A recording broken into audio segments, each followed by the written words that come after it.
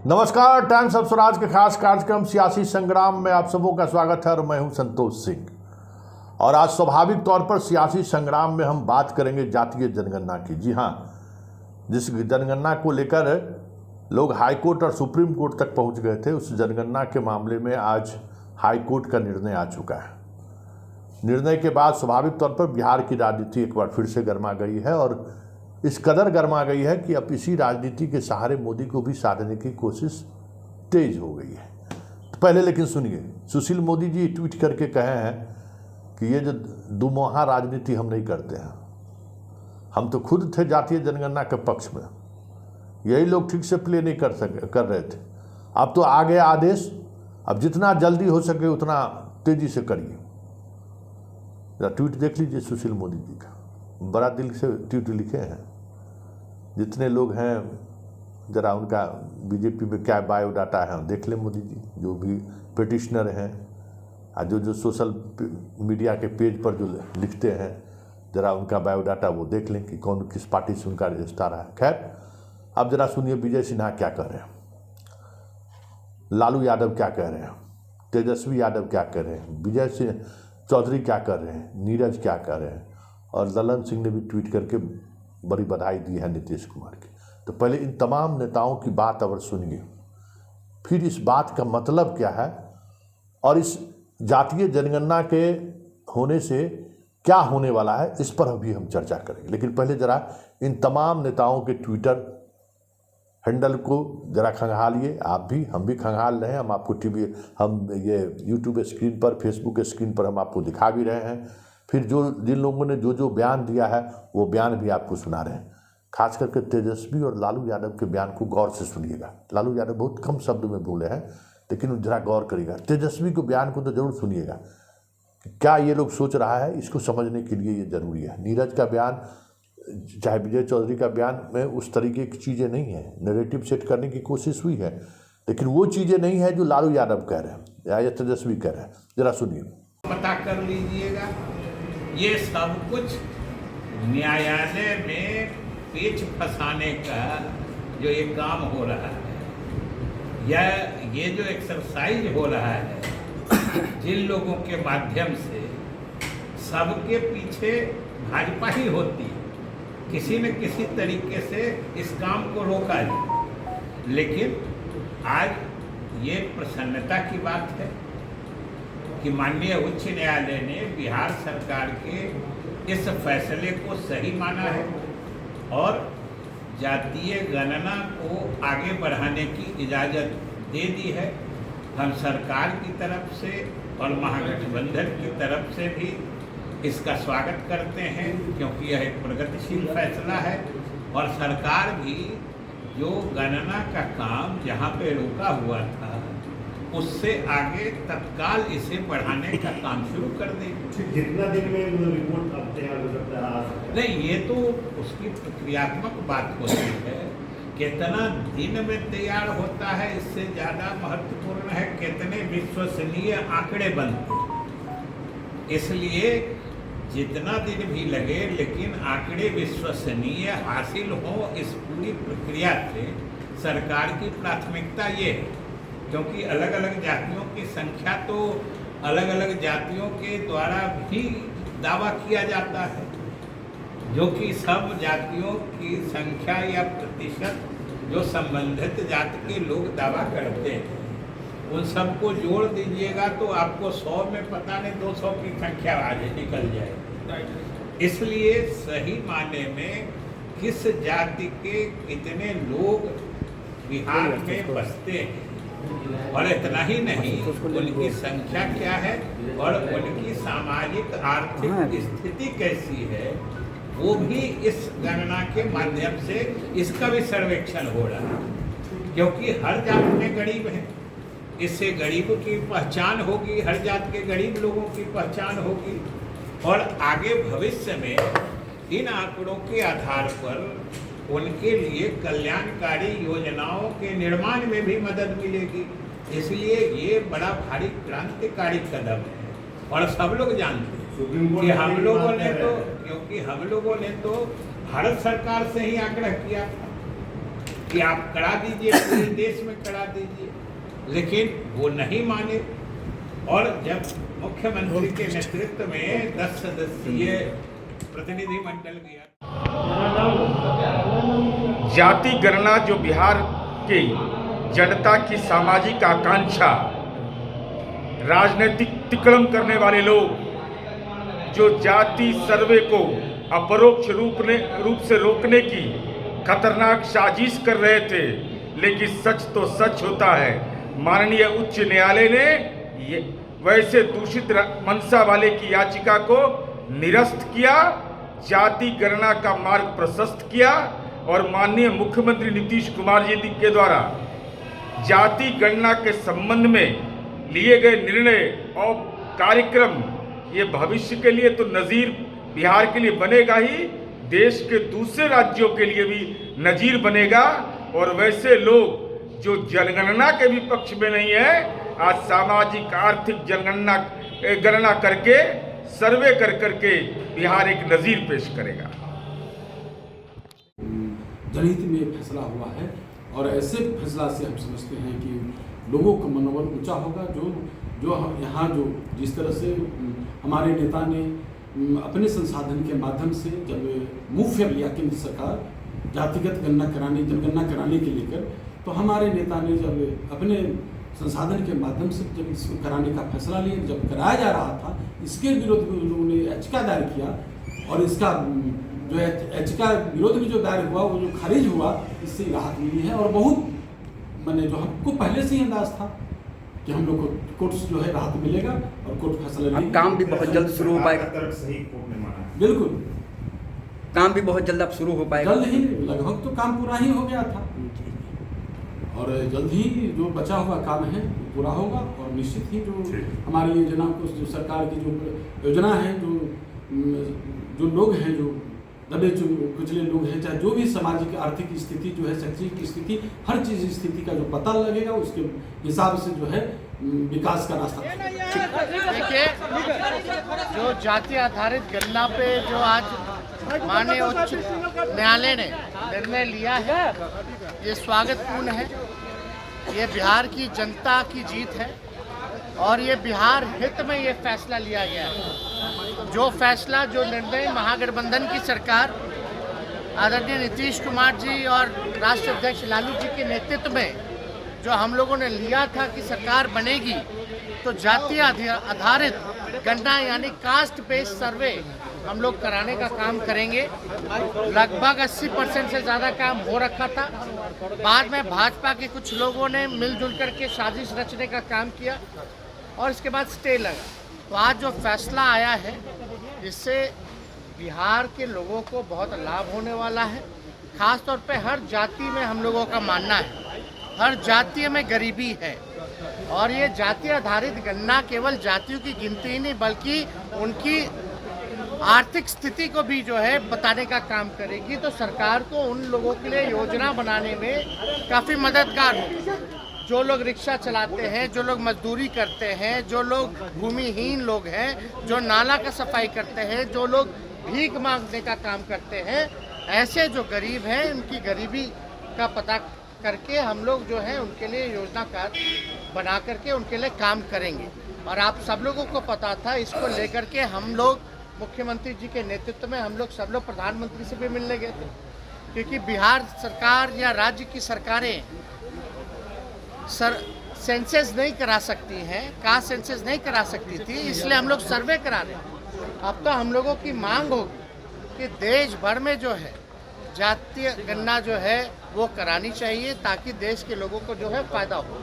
BJP के लोग जो है अब पूरी तरीके से हताश है, क्योंकि जो कोर्ट का जो निर्णय आया है इस पर महागठबंधन सरकार का जो निर्णय है उस पर मोहर लगाने का काम किया। तो इसलिए हम सब लोग माननीय मुख्यमंत्री जी को धन्यवाद देते हैं, आदरणीय लालू जी जिन्होंने लगातार शुरुआती दौर से ही संघर्ष किया। पार्लियामेंट में नेता हैं जिन्होंने पहली बार इस बात को उस समय उठाने का काम किया था।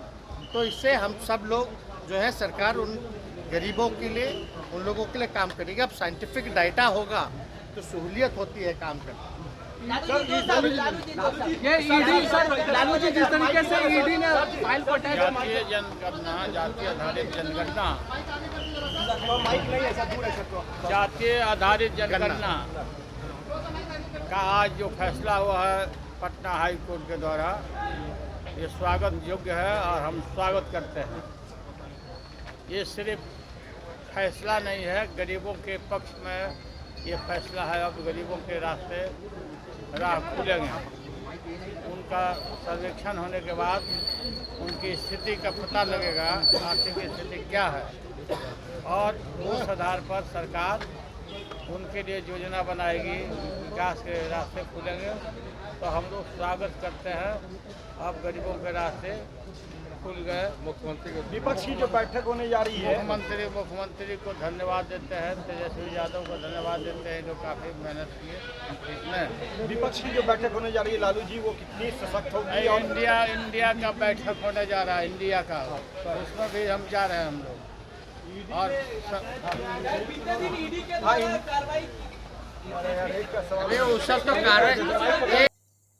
तो आपने सुना क्या कह रहे हैं कि भाई खोंचा चलाने वाला है, बादाम बेचने वाला है, जो मतलब बहुत गरीब लोग हैं, इस सर्वे में जो रिपोर्ट आएगा तो उन लोगों के लिए योजनाएं बनाई जाएगी।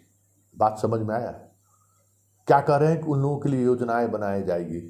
अभी तक उन लोगों के पास विकास की किरणें नहीं पहुंची हैं, सरकार की योजनाओं का लाभ उन तक नहीं पहुंचा है। ऐसे जो लोग हैं उनको इस जनगणना के बाद जो चीज़ें सामने आएंगी उसके आधार पर राज्य सरकार अपनी योजना बनाएगी। उस किस जाति में ये चीज़ें नहीं पहुंची हैं उनको हम विकास करना चाहेंगे। डेवलपमेंट का मतलब जातीय जनगणना के सहारे हम विकास का एक नया मॉडल खड़ा करना चाहते हैं, जिससे जो सबसे गरीब लोग हैं उन लोगों तक सरकार की योजनाएं पहुंच जाए। भाई इससे बड़ी बात क्या होगा? इसका विरोध क्यों करिएगा भाई? स्वाभाविक तौर पर ना ये जातीय जनगणना के बाद तो ये भी चीज़ें सामने आएगी ना कि सवर्ण जो 1950 में था आज सवर्ण कहाँ है, यादव कोयली कुर्मी जो 1950 में था आज कहाँ है। बहुत तरह के सर्वे आएगा ना। अग्रवाल वर्णवाल जायसवाल जो रिजर्वेशन का लाभ लेते हैं वो अभी कहाँ है, वो उनकी हैसियत क्या है, वो कितना इनकम टैक्स रिटर्न फाइल कर रहे हैं और आरक्षण का लाभ भी ले रहे हैं। मोदी जी का भी सब कुछ लाभ ले रहा है। बताइए, इतना इतना मोदी जी का पूरा परिवार टैक्स भरता है लेकिन रिजर्वेशन का लाभ लोग लेते हैं। तो ये जो चीज़ें हैं अगर जो कह रहे हैं पॉलिटिशियन लोग, तो इसमें बुरा क्या है? क्यों लोग विरोध कर रहे हैं? भाई होना ही चाहिए। जो हमारा भाई सबसे गरीब है, जो सबसे दीनहीन भाई है, उसको सहारा तो मिलना ही चाहिए, तब तो वो बराबर में आएगा। तो ये जो राजनीति में जो आरक्षण की व्यवस्था है, दलितों को जो सीट रिजर्व है कि भाई ये सीट SC ST के लिए है, सारा लोग खत्म होगा जब बराबरी की बात होगी। तो जब लोग बराबर आएंगे तो ये कह रहे हैं। अब जरा इसको समझिए कि इसके पीछे सिर्फ यही बात है कि कुछ और बात भी है।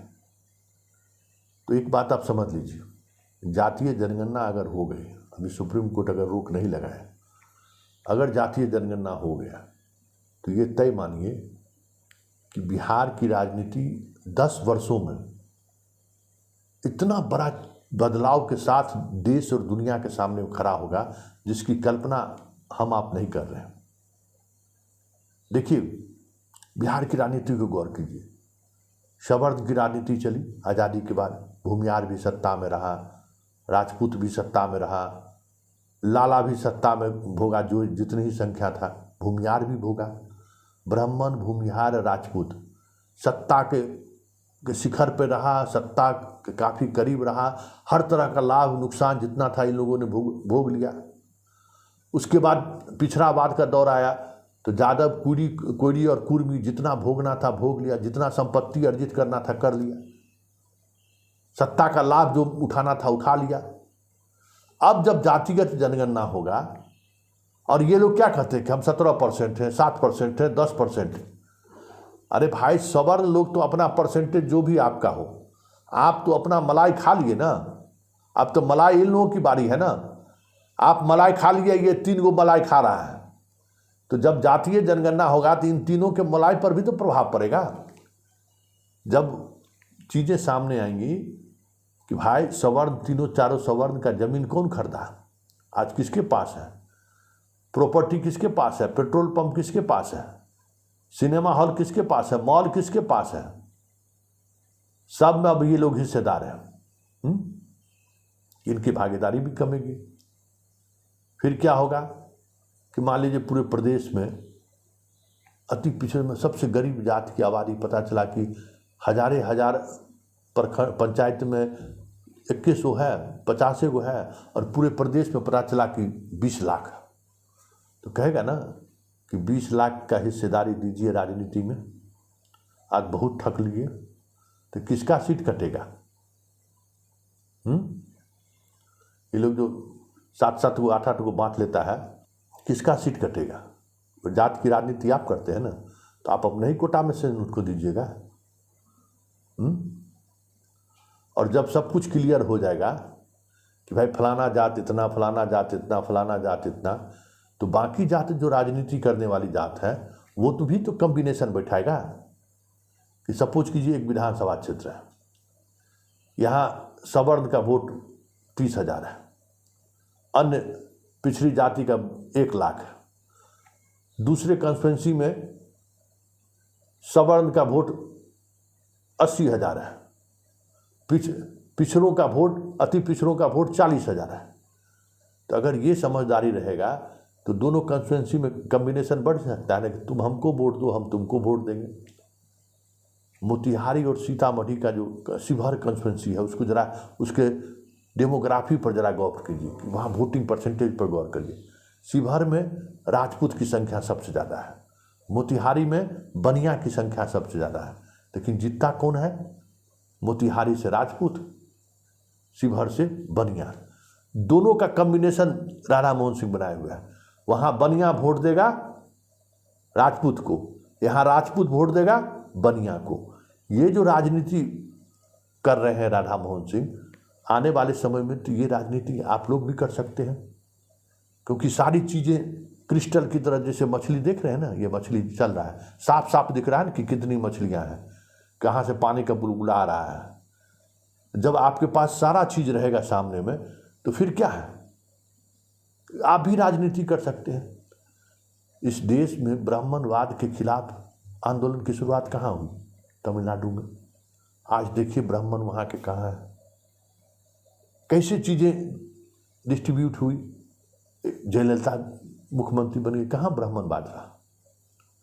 तो यही चीज़ें समझने की जरूरत है कि ये जो कास्ट सेंसस है वो सेंसस एक नए तरीके की राजनीति को इमर्ज करेगा, मतलब उसको एक अलग तरीके से समाज में राजनीति डेवलप करेगा। अब जिन जाति को नौकरी नहीं मिली है, नौकरी में सबसे कम संख्या है जिन जाति को, तो ये जो रिजर्वेशन का जो लाभ है उन्हीं लोगों में से कट के जाएगा ना कि भाई इनको दीजिए, भाई इनकी आबादी इतनी है और प्रतिनिधित्व तो नहीं है, क्योंकि दूसरे के हिस्से में तो कुछ बचा ही नहीं है। मान लीजिए कि अगर हो रहा है तभी क्या है, 90% 85% तो वही लोग आ रहे हैं, 10% जो रिजर्वेशन मिला है उसके पर 5-10% बढ़ा दीजिए, तो वो जो कोटा है उसी कोटा से में आएगा, क्योंकि अगर वो अपने कोटा से नहीं देंगे तो एक अलग तरीके का कॉम्बिनेशन बनेगा।